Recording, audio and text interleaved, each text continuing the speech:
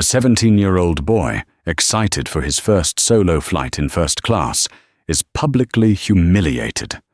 The pilot, a man with absolute authority, points a finger and accuses him of being a threat. "Get him off my plane," he bellows for the whole cabin to hear.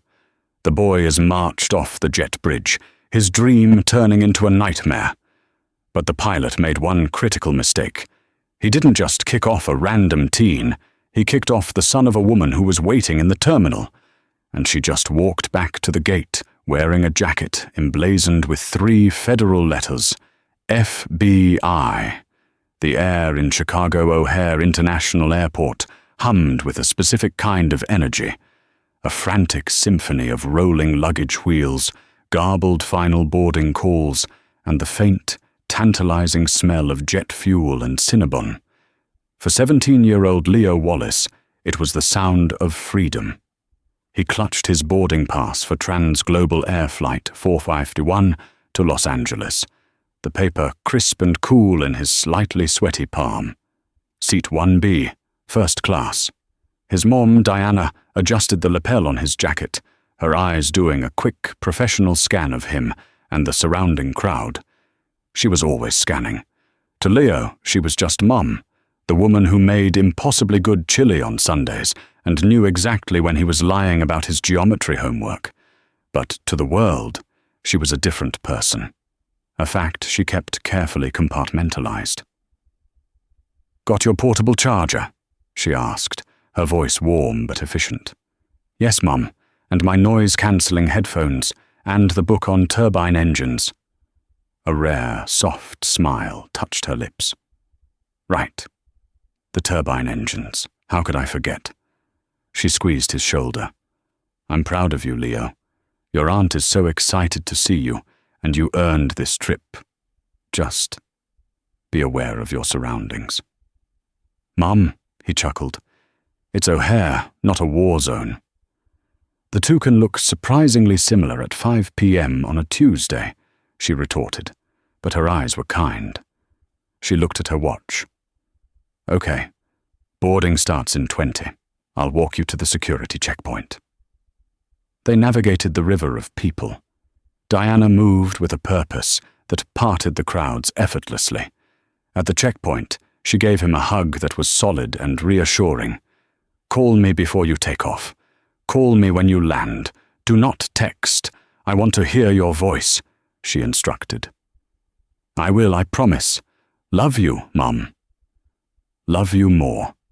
Now go. Enjoy the fancy seat." Leo grinned and turned toward the TSA line. He didn't look back to see his mother watch him until he was completely through the scanner, her gaze a protective force field. He didn't see her then nod to one of the TSA supervisors, a man who recognized her and gave a subtle dip of his head in respectful acknowledgement. On the other side, in the sterile brightness of the concourse, Leo felt the thrill fully hit him. He was an aviation nut. He didn't just like planes, he understood them. He spent his weekends building detailed models and could tell a Boeing 777 from an Airbus A330 by the sound of its engines alone. And today, he wasn't just flying, he was flying in the front. He arrived at Gate K-12.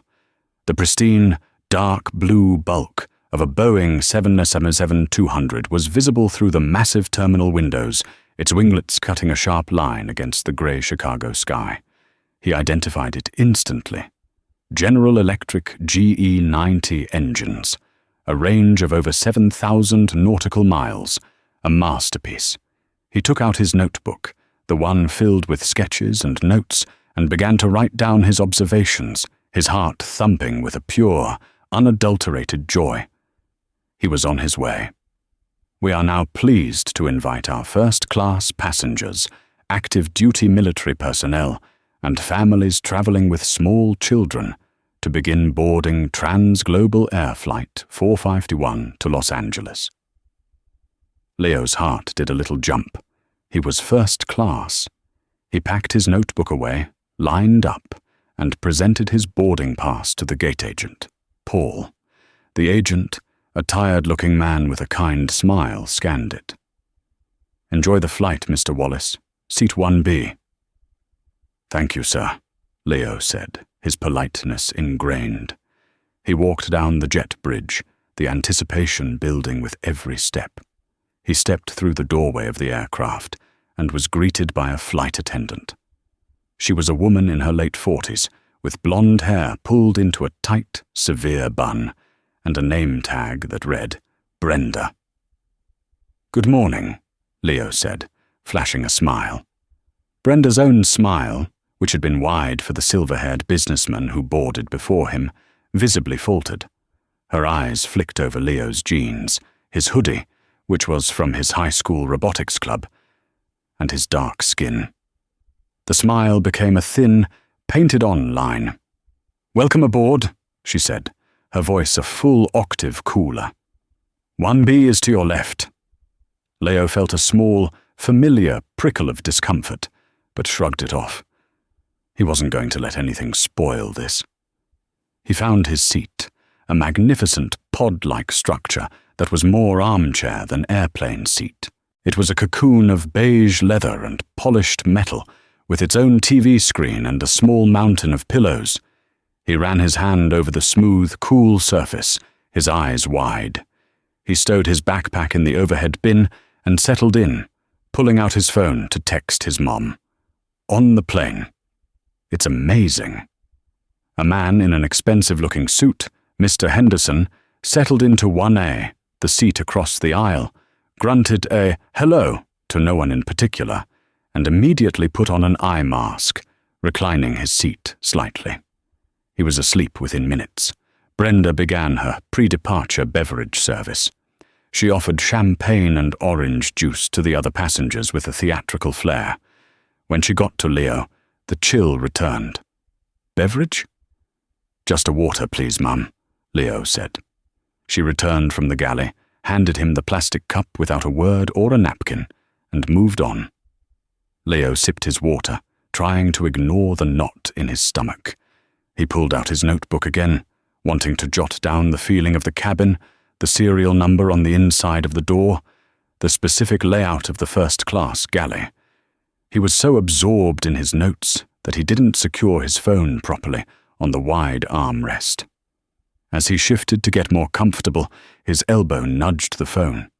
It slipped, bounced off his knee, and with a sickening little clack, slid off his seat and disappeared into the dark gap beneath Mr. Henderson's seat in 1A. "Oh, shoot," Leo whispered. He unbuckled his seatbelt and knelt, trying to peer into the mechanical darkness under the seat. It was a complex mess of wires and metal supports. He couldn't see the phone at all. He tried to reach, his arm straining, but it was too deep. He looked at the sleeping Mr. Henderson. He really didn't want to wake him. He tried to get a different angle, lying almost flat on the floor, his hand fishing blindly. "What do you think you're doing?" Leo jumped, banging his head on the armrest.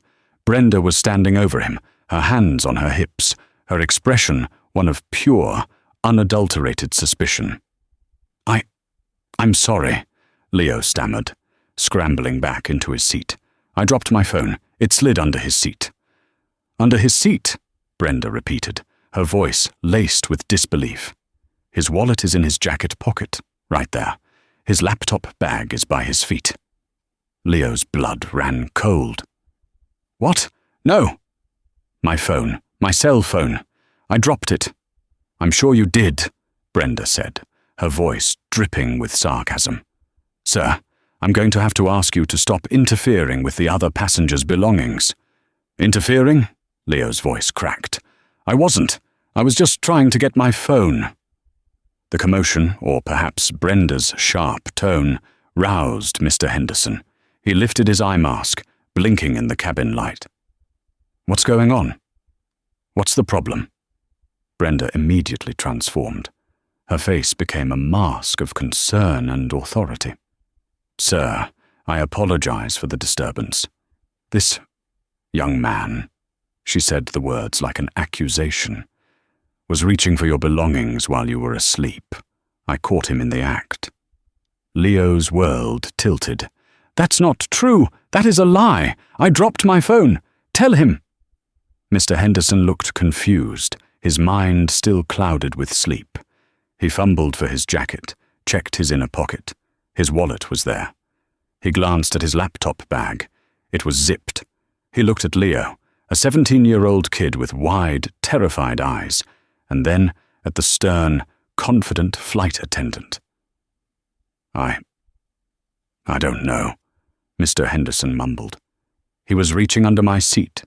"He was on the floor, sir, his hand right by your bag," Brenda said, cementing the narrative. "No," Leo pleaded, his voice rising in panic. "My phone. It's a black iPhone with a blue case. It's under your seat. Please, just look." "Sir," Brenda snapped at Leo, her patience gone. "You need to lower your voice. You are creating a disturbance. You are upsetting the other passengers." "I'm upsetting them. You're the one lying." "That's enough." Brenda pointed a finger at him. "You sit down and you be quiet, or I will call the captain." "Call him," Leo shot back, his fear being replaced by a surge of indignant rage. "Call him and tell him you're accusing a passenger of stealing when I just dropped my phone." "Oh, I will." Brenda turned on her heel and marched directly to the cockpit, her back rigid. A low murmur rippled through the first-class cabin. People were staring. A woman in 2A, Ms. Peterson, who had been watching the entire exchange over her laptop, slowly shook her head, her lips pressed into a thin line. Leo sat, vibrating with adrenaline and humiliation. He could feel the stares. They saw a young black kid in a hoodie in first class, and a flight attendant had just accused him of theft. He knew what they were thinking. He was a stereotype. He was the problem. Minutes stretched into an eternity. The cabin door, which had been closed, remained so. The plane wasn't moving. A feeling of dread, heavier than the 757 itself, settled over him. Then, the cockpit door opened. Out stepped not just the first officer, but the captain himself.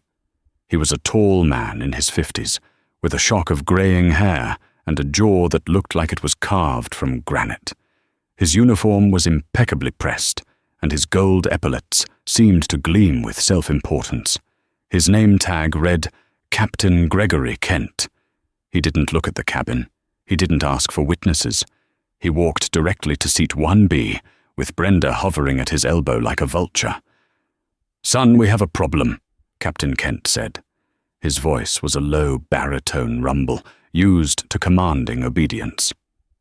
"Sir, she's lying," Leo said immediately, desperately. "I just dropped my phone. I was trying to get it."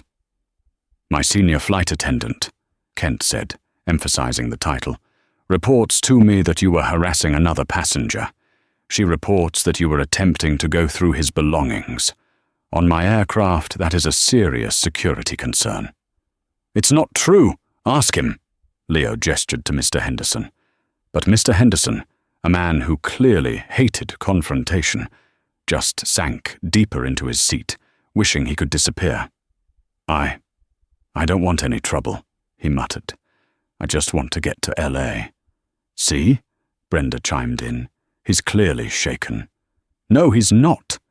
Leo felt tears of frustration burning in his eyes, which only made him angrier. "He's just confused because you woke him up and lied to him." At this point, the woman in 2A, Ms. Peterson, spoke up. Her voice was clear and sharp. "Excuse me, Captain. I saw the whole thing." Captain Kent turned his icy gaze on her. "Ma'am? My name is Sarah Peterson. I'm in seat 2A. The boy is telling the truth. He was sitting there, he dropped his phone. It went under the seat in front of him. He was quietly trying to get it back when she, Ms. Peterson pointed at Brenda, came over and accused him of stealing. A flicker of uncertainty crossed Kent's face, but it was quickly replaced by a wall of arrogance. He was not going to be contradicted by a passenger when his own crew had reported a security issue. "Ma'am, I appreciate your input," he said dismissively, But my crew is trained to identify security risks. I will not have a disruptive passenger on my flight." "Disruptive?" Miss Peterson scoffed. "He wasn't disruptive until she falsely accused him."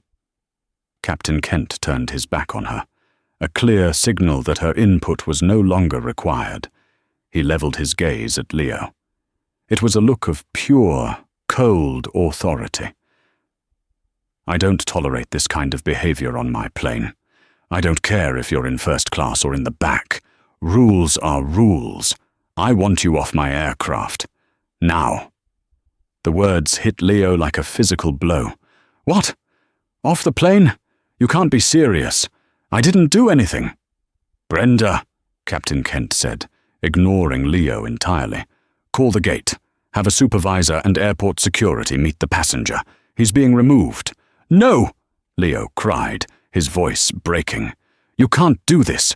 My mum is waiting for my call. You're supposed to follow the orders of the flight crew, son. And my order is for you to gather your things and get off," Kent said, his voice flat and final. He gestured to the overhead bin. "Get his bag." Brenda, her face a mask of smug victory, opened the bin and yanked Leo's backpack out, practically throwing it at him. Leo was frozen. This wasn't happening. This couldn't be real. The entire cabin was silent, every eye fixed on him as he, a 17-year-old kid, was being treated like a criminal by the highest authority on the plane. He could feel the heat of their stares, a mix of pity, suspicion, and awkward discomfort. "Move," Kent ordered. Numbly, Leo stood up. He fumbled with his backpack, his hands shaking so badly he could barely zip it.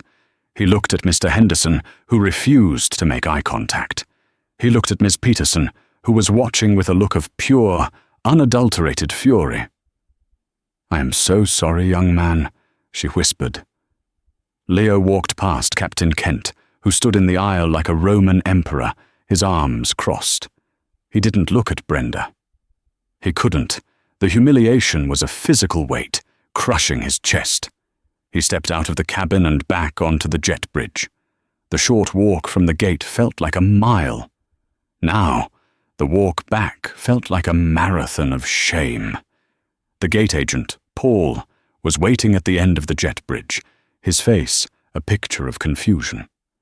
A large, uniformed airport police officer was standing next to him. "What's going on?" Paul asked, his eyes wide as he saw Leo's tear-streaked face. "Captain wants him off," Brenda said from behind, her voice full of self-importance. "Security risk, harassing passengers." "Security risk?" Paul looked at the manifest in his hand, then at Leo. He's a 17-year-old kid. He's an unaccompanied minor." "He's a menace," Brenda sniffed. "Captain's orders." The police officer looked at Leo. "Son, I need you to come with me." "I didn't do anything," Leo whispered, the fight gone out of him, replaced by a deep, cold despair. "She's lying. I dropped my phone." "It doesn't matter, son," the officer said, his voice not unkind. "The captain has final say on his aircraft. We have to escort you back to the public area." They walked him back into the terminal. The passengers at gate K-12 stared as Leo was escorted away by a police officer. He was taken to the ticketing counter, where a bewildered trans-global agent tried to understand why a first-class passenger was just removed.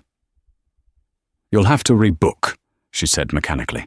"The next flight with a first-class seat to LAX isn't until tomorrow morning."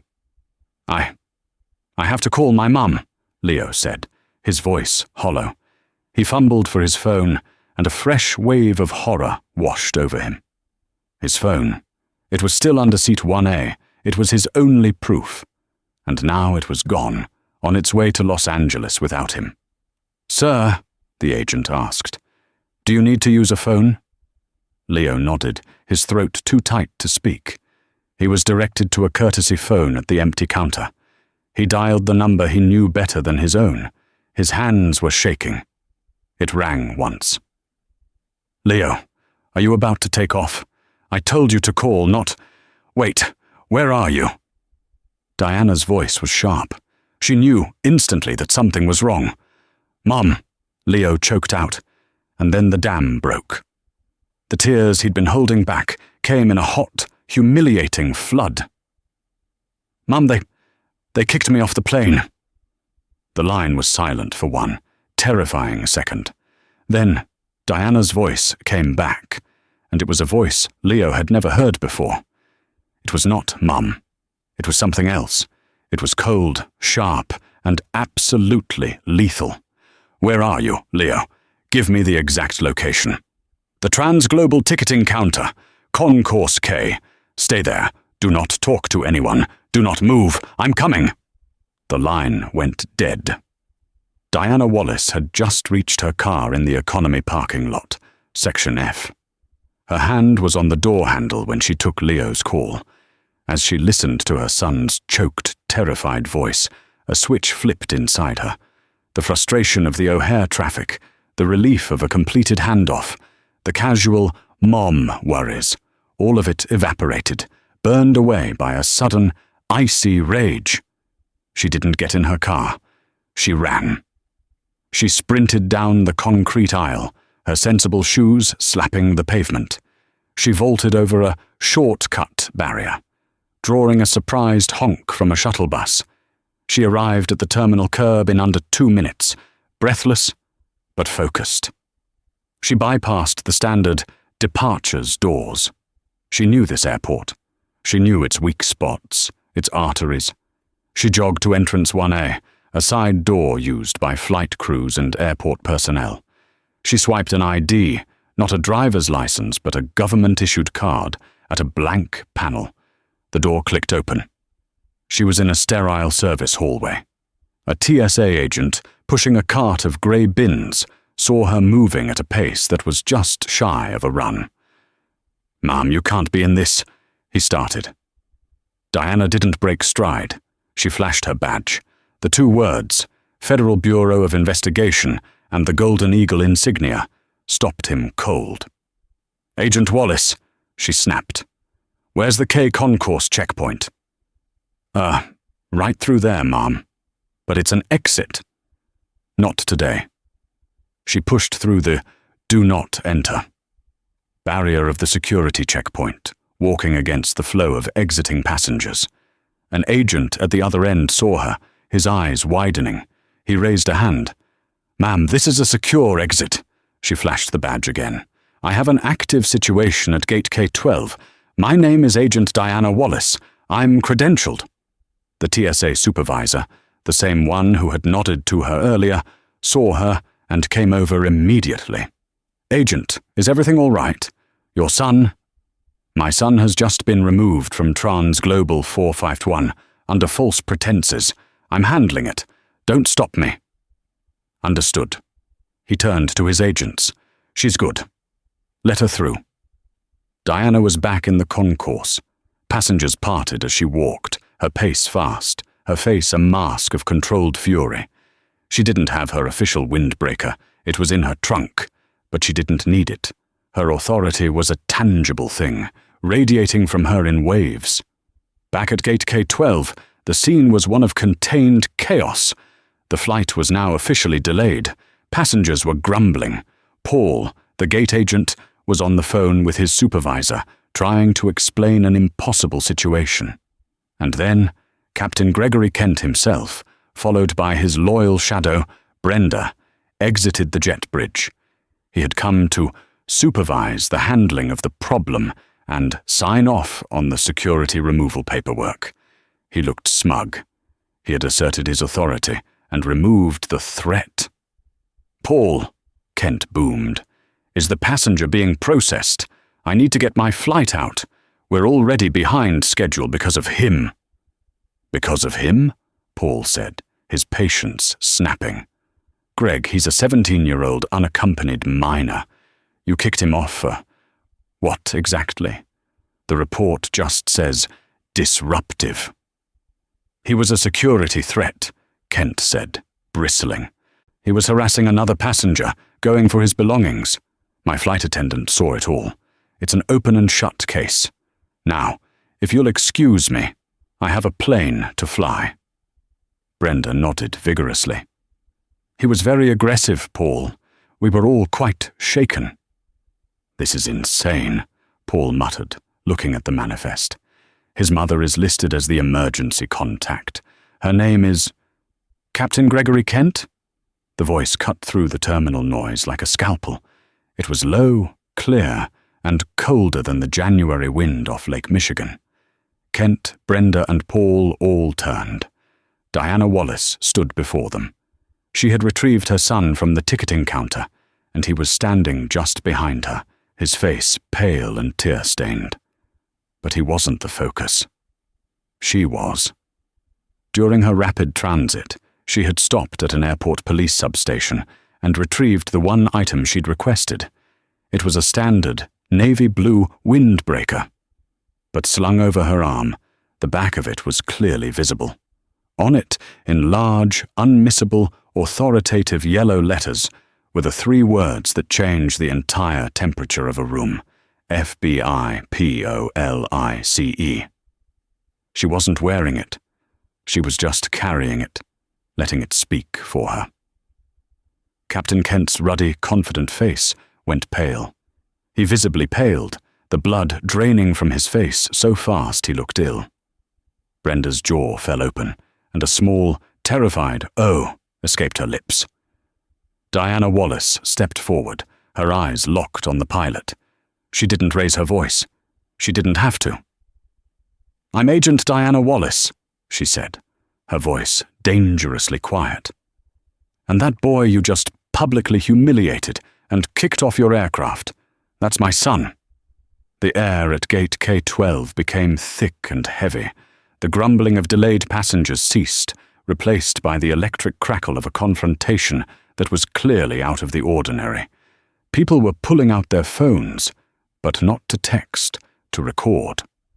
Captain Kent, a man used to being the ultimate authority in any situation, floundered.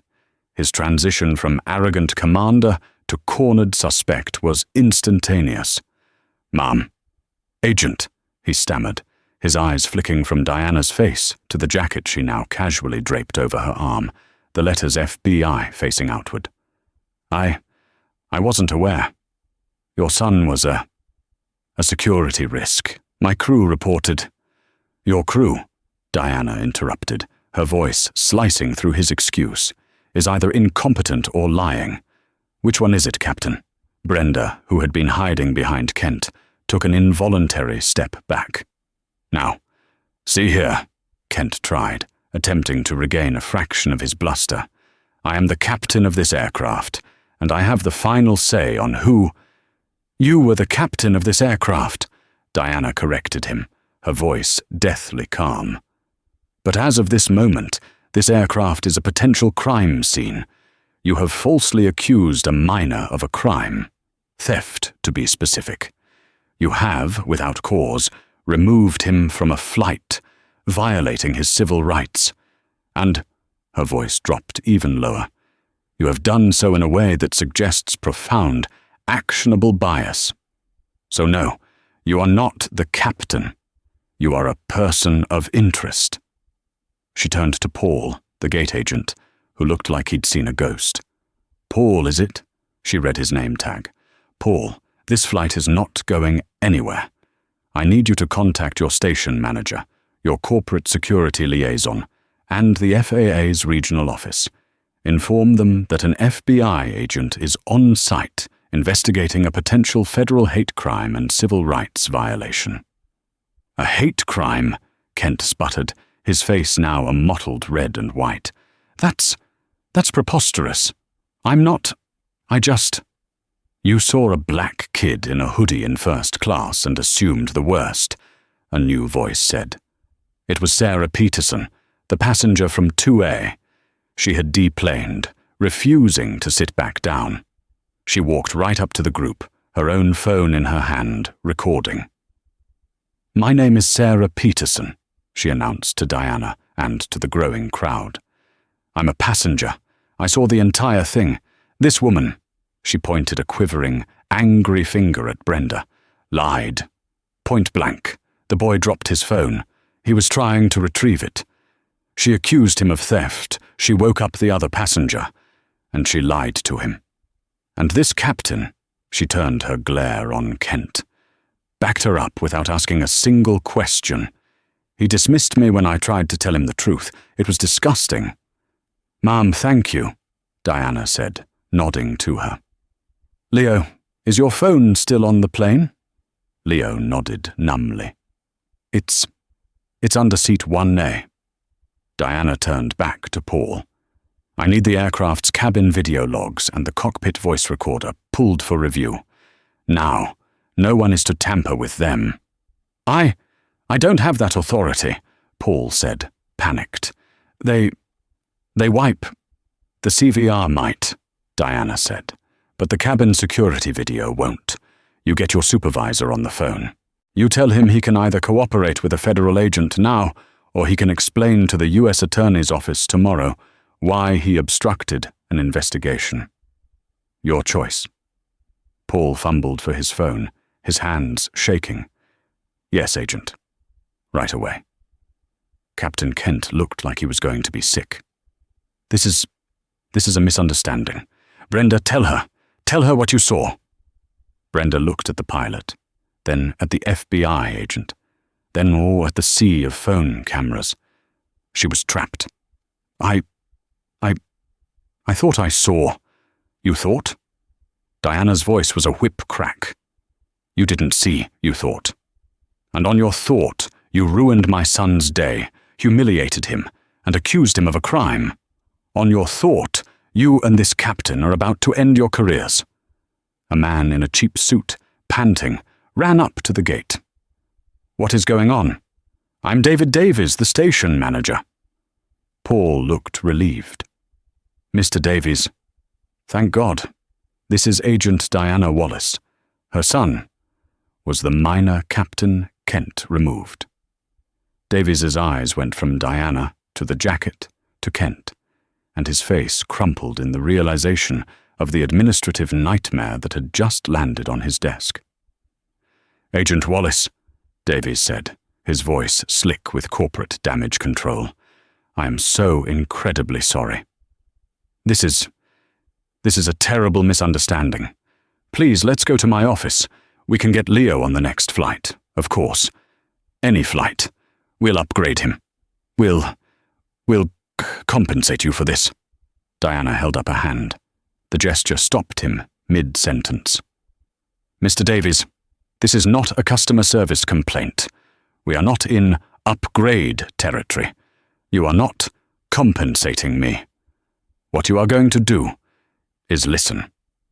She stepped closer, and the entire gate area went silent to hear her. "First, this flight is cancelled. I'm not letting these two," she gestured to Kent and Brenda, "fly this plane. They are a liability. They are grounded, effective immediately." "I can't just cancel a flight," Davies protested weakly. "You can and you will. Cite a crew issue." "It's the truth. Second, I want their flight credentials, their airport access badges, now. They are not to be allowed near an aircraft or a passenger until my investigation is complete." "You can't do that," Kent roared, his fear finally giving way to his rage. "I am a 25-year veteran. You can't take my wings." "I'm not," Diana said, her voice impossibly cold. "You gave them away when you decided your personal bigotry was more important than the safety and dignity of your passengers. You grounded yourself." She turned to the police officer, who had been watching with rapt attention. "Officer, please escort Mr. Kent and Miss Brenda to a secure office. They are to be detained for questioning." The officer, recognizing a superior authority, nodded. "Yes, ma'am."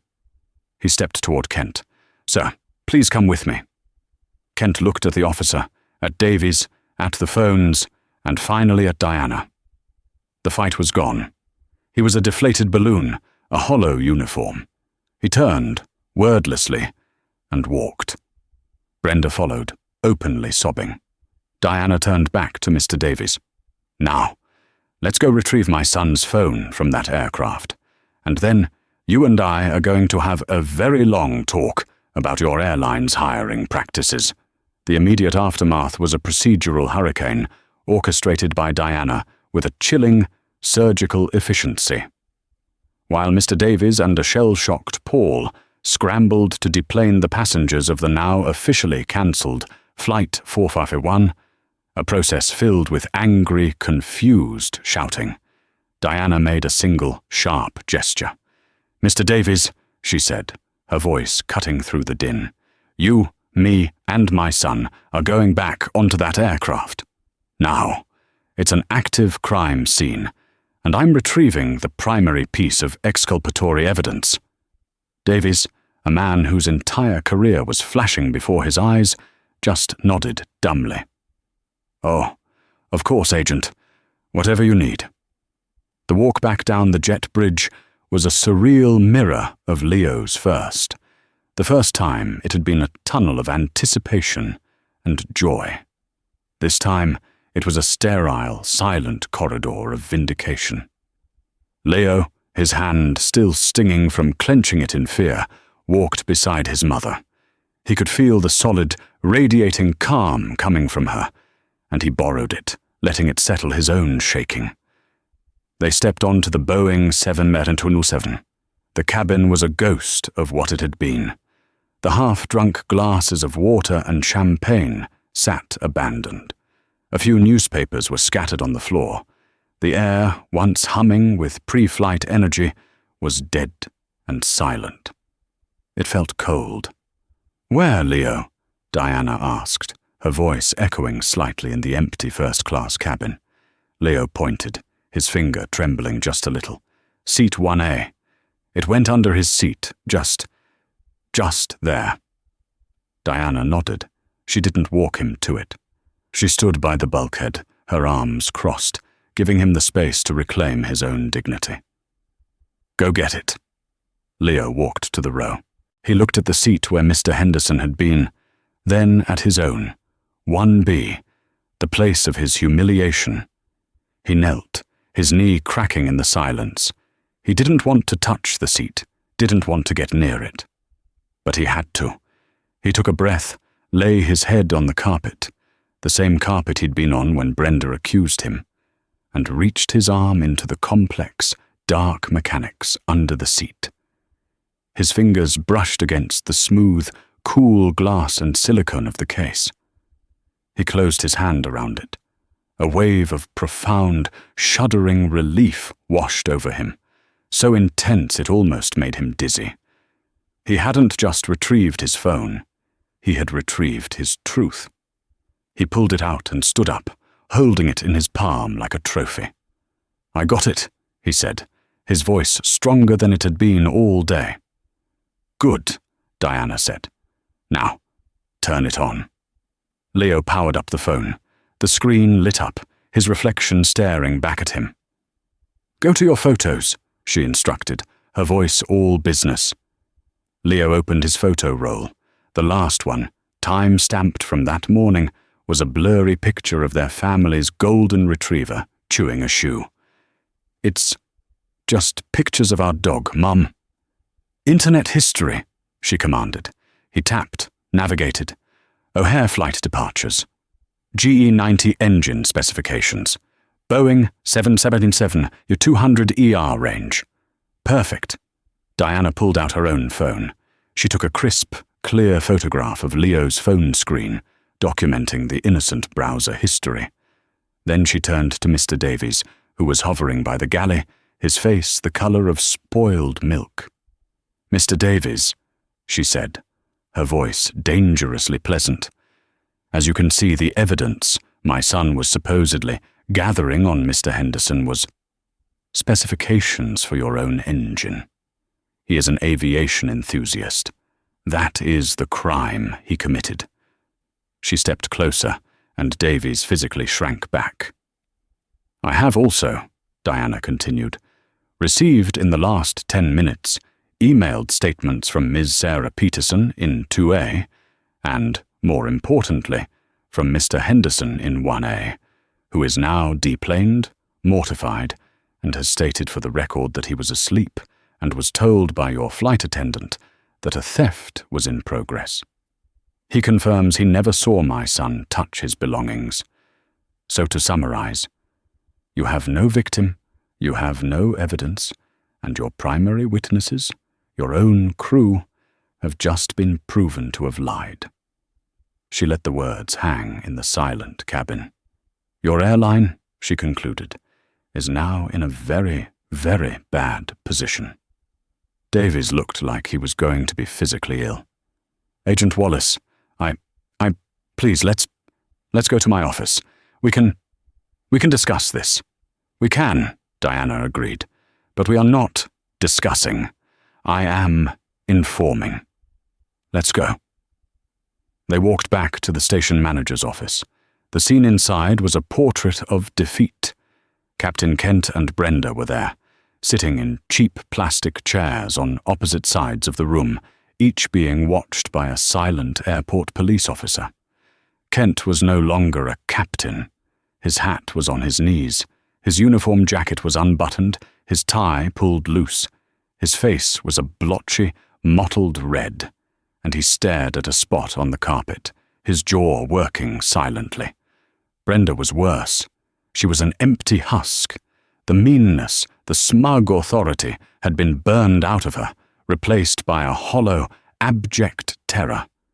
Her makeup was a ruin, her eyes red and vacant. Neither of them looked up as Diana, Leo, and Davies entered. Diana didn't spare them a glance. She spoke directly to the ranking police officer. My official report, she began, her voice filling the small, tense room, will recommend the district attorney look at state charges of false reporting to a police officer and false imprisonment against Miss Brenda for her deliberate and malicious fabrication. As for Mr. Kent, I'll be recommending charges of conspiracy and abuse of authority. My federal report, however, will be much more significant. That will focus on the violation of federal civil rights statutes, and I'll be filing it personally with the Department of Transportation and the U.S. Attorney's Office. At the word federal, Kent let out a small, guttural sound and seemed to shrink in his chair. Brenda let out a single, soundless sob, a tear rolling down her cheek. Mr. Davies, seeing his airline's future dissolving into millions in fines and a PR catastrophe, quickly pulled Diana aside toward his desk. Agent Wallace, he whispered, his voice desperate, practically pleading, This is a disaster. It's unacceptable, and I promise you, we will handle it. Internally. They will never fly for us again. I swear it, he continued, his voice dropping. Your son, he still needs to get to Los Angeles. This whole ordeal. Please allow us to make this right. Just the first step. We have a private jet. A charter service we use for emergencies. A Gulfstream. It can be ready in 1 hour. It will take him directly to Los Angeles. Just him and the crew. Free of charge, of course. It's the absolute least we can do. Diana's gaze was arctic. She saw the offer for what it was, a desperate, terrified attempt at damage control, an attempt to bribe her with luxury to make the problem go away. She didn't look at Davies, she looked at her son. Leo was exhausted, his shoulders slumped, the adrenaline gone, leaving only bone-deep weariness. He looked 17. Leo, she said, her voice softening for the first time. It's up to you. We can go home, or we can take the man's plane. Leo looked at the defeated pilot, the weeping flight attendant, and the groveling manager. He just wanted to be gone. I want to take the plane, he said. Diana nodded. Okay. She turned back to Davies, her agent persona snapping back into place. We accept, but I am vetting the crew, and I am walking him onto that plane. If I see one thing I don't like, this entire airport will hear about it." "Yes, Agent. Absolutely. Thank you," Davies said, fumbling for his phone to make the call. An hour later, Leo was sitting in a plush, cream-colored leather seat that was bigger than his bed at home. The cabin of the Gulfstream G650 smelled of polished wood and rich coffee. It was silent, smooth.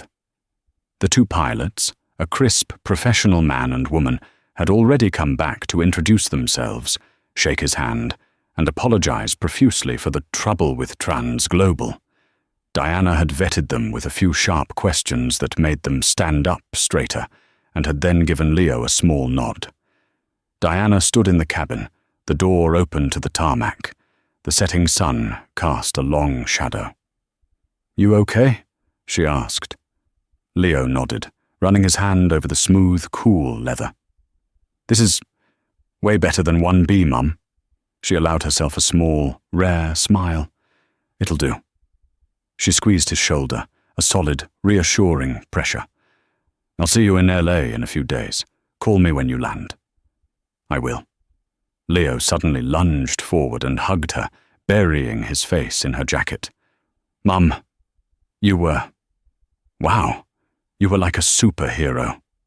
Diana hugged him back, tight and fierce, her hand on the back of his head. She pulled back and looked him in the eyes, her own gaze intense. "I'm not a superhero, Leo," she said, her voice low. "I'm just your mum, and I'm telling you this, and I need you to listen. Don't let anyone ever make you feel small. Not a pilot, not a CEO, not anyone. You are smart, you are good, and you belong in any room you choose to be in. You earned that seat. Don't you ever let anyone take it from you. Understand?" "I understand," Leo whispered, his throat thick. She kissed his forehead. "Good. Now go. Enjoy the fancy seat." She walked off the plane. The door was sealed, the engines spooled up with a powerful, expensive whisper. As the jet taxied to the runway, Leo looked out the window. He was shaken, he was tired, but as the wheels lifted off the ground, he didn't feel small. He felt powerful. He felt like his mother's son. The story did not end when the wheels of Leo's Gulfstream G650 touched down on the tarmac in Los Angeles. For Captain Gregory Kent and Senior Flight Attendant Brenda, that landing was merely the beginning of their own uncontrolled, catastrophic descent. The real-life karma, the kind that grinds slowly but finishes completely, was just spooling up. Captain Gregory Kent, Captain Kent, in his profound arrogance, initially believed he would weather the storm. He was a 25-year veteran, a million-miler, a man who held the lives of hundreds in his hands daily. He showed up to the Transglobal internal investigation in his full uniform, epaulets gleaming, expecting to file a difficult passenger report and receive a sympathetic nod from his male-dominated management. He blamed Brenda's female hysteria for escalating, and the aggressive nature of the passenger for the rest. But the corporate executives, their faces ashen and their lawyers present, were not sympathetic. They had seen the pre-report from Diana Wallace. They had seen the viral post from Sarah Peterson. They weren't investigating a difficult passenger. They were mitigating a federal lawsuit. The true blow, however, came not from the airline, but from the government. A week after his suspension, a thick, certified mail envelope arrived from the Federal Aviation Administration. Diana's report to them was not emotional. It was a 40-page, clinically brutal dissection of the event. It included video timestamps, statements from 3 other first-class passengers, a formal analysis of FAA Regulations 121.5 Captain's Authority, and 91.13, Careless or Reckless Operation, and a final damning recommendation that Captain Kent's command authority was compromised by personal bias, posing a direct threat to public safety. The FAA investigation, unlike Transglobal's, was not quiet. They didn't just look at the one incident. They dug up his entire 25-year file. They found the 2 prior, buried complaints from minority passengers, both settled quietly by the airline's legal team. At a formal hearing, Kent, stripped of his uniform and his bluster, faced a panel of stone-faced administrators who didn't care about his gut feelings. They cared about the regulations he had shattered. Transglobal fired him via a terse email the day his FAA hearing concluded, citing gross misconduct and failure to follow company protocol. But the true karma was the loss of the sky. The FAA suspended his airline transport pilot, ATP, license indefinitely, pending a full psychiatric and command evaluation he would never pass. He was, in the parlance of the industry, grounded. Permanently. 6 months later, his savings being bled dry by lawyers, a humbled and desperate Gregory Kent found himself in a cheap, wood-paneled office at a small regional cargo outfit, applying to fly ancient prop planes full of medical supplies in the dead of night. The hiring manager, a leathery old pilot who had seen it all, squinted at his resume, then at the red flag on his FAA file. Kent. Gregory Kent, the man mused, tapping the paper. Oh, right. You're the one. You're the one who kicked the FBI agent's kid off the 7LLC7 at O'Hare. Read about that in the union memo. Kent started to stammer. That was a misunderstanding. The manager cut him off with a laugh, a short, sharp, barking sound devoid of humor. Get out of my office, Greg, he said, not unkindly, but with absolute finality. You're a pariah, a ghost. Nobody will ever insure you, and nobody will ever let you in a cockpit again. You're done. The fall from Captain to Greg was complete. He was last seen, a year later, working a graveyard shift as a dispatcher for a long-haul trucking company in rural Ohio.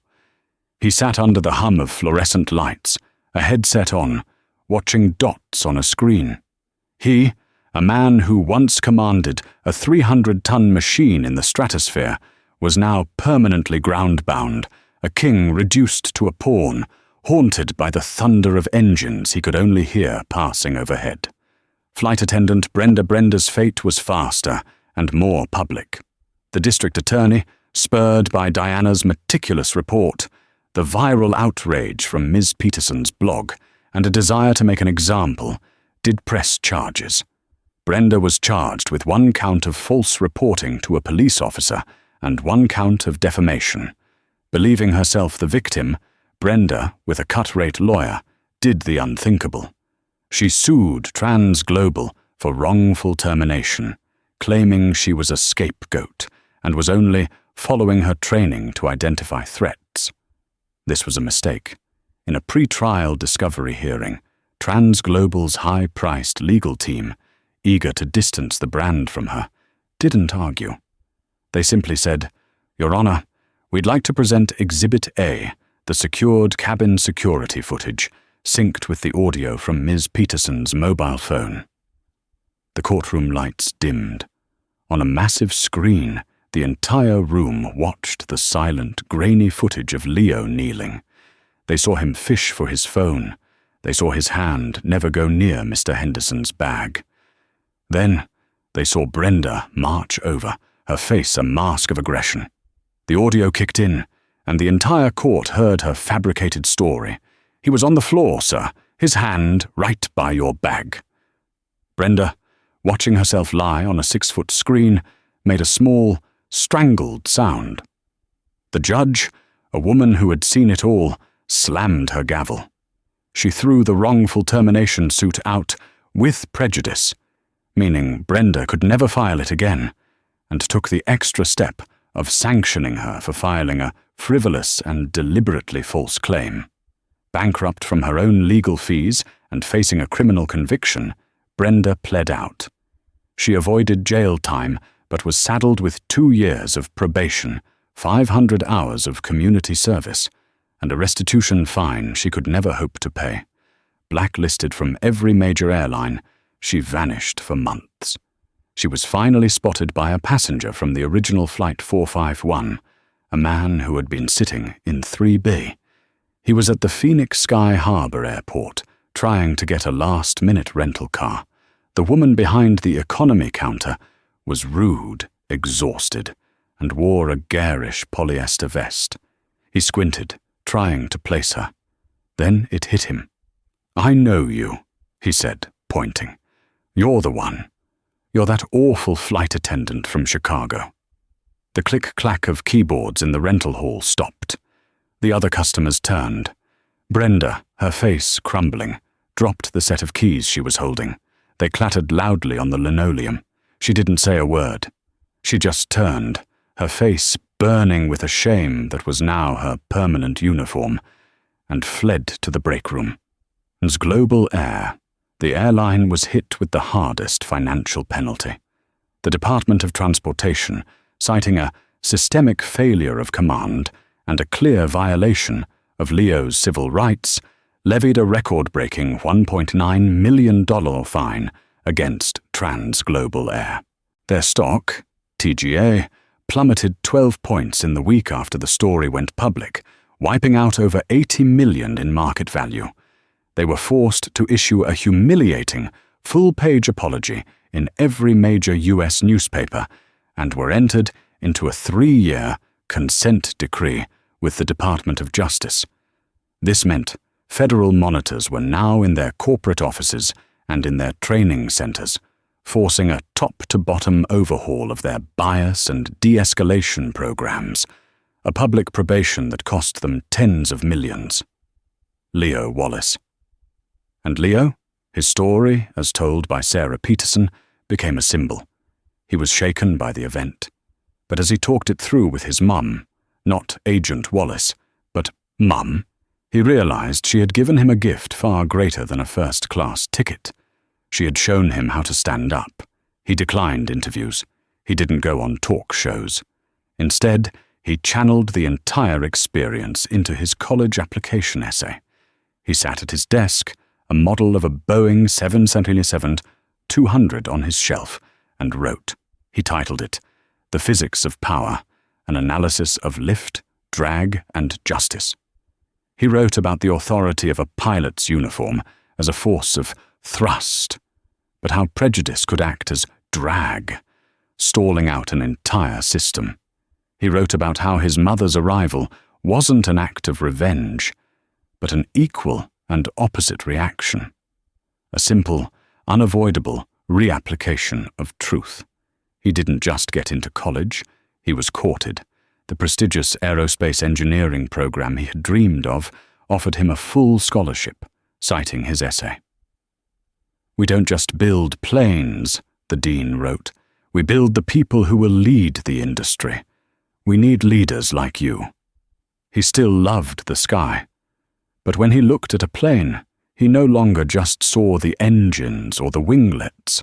He saw a system, a cabin, a society in miniature. And he knew, with a certainty that was now part of his DNA, that he would spend his life not just building better planes, but ensuring that the people who flew them were better too. Thank you for watching this story to the very end. What happened to Leo was a real-life nightmare, but it's a powerful reminder that one person's arrogance is no match for another person's truth, especially when that truth has a badge. We've seen the hard, swift hand of karma come down on Captain Kent and Brenda, proving that the abuse of power, especially when rooted in prejudice, has a heavy price. But how many times does this happen without a federal agent for a mum? If you were moved by Leo's story and believe in the power of justice, please hit that like button. It tells YouTube you want to see more content like this. Share this video with someone who needs to see that karma is real, and most importantly, subscribe to the channel and ring that notification bell. We have so many more stories of justice, revenge, and drama to share with you, and you don't want to miss a single one.